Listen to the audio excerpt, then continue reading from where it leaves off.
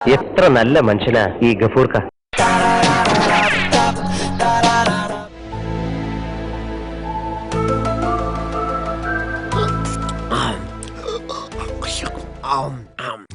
അല്ല ഗഫൂർക്ക, നിങ്ങൾ എന്തൊരു തീറ്റ പ്രാന്തനാണ്. ഷുഗറും കൊളസ്ട്രോളും ഒക്കെ വരൂലെന്ന്. എടീ, തിന്നിട്ട് സൂക്കേട് വരികയാണെങ്കിൽ അതൊരു അന്തസ്സാണ്.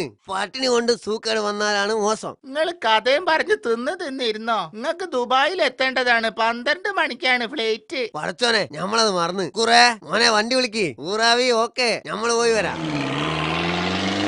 ചങ്ങായി, ഏതെങ്കിലും ഒരു ഹോട്ടലിന് മുന്നിൽ നിർത്തണേ. വിശന്നിട്ട് നിവൃത്തിയില്ല. വീട്ടിൽ നിന്ന് വരുമ്പോ വെറും 2 പ്ലേറ്റ് മട്ടൻ ബിരിയാണി കഴിച്ചതാ. അല്ല ഗഫൂർക്ക, 12 മണിക്കല്ലേ ഫ്ലൈറ്റ്? മണി 11:30 ആയി.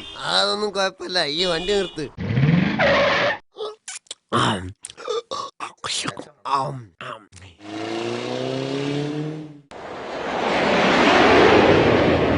മോളെ എയർഹോസ്റ്റസേ, ബസ്ക്കണല്ലോ. ഫുഡൊന്നും ആയില്ലേ? Please wait. ദയവായി ശ്രദ്ധിക്കുക, ഭാരം കൂടുതലാണ്.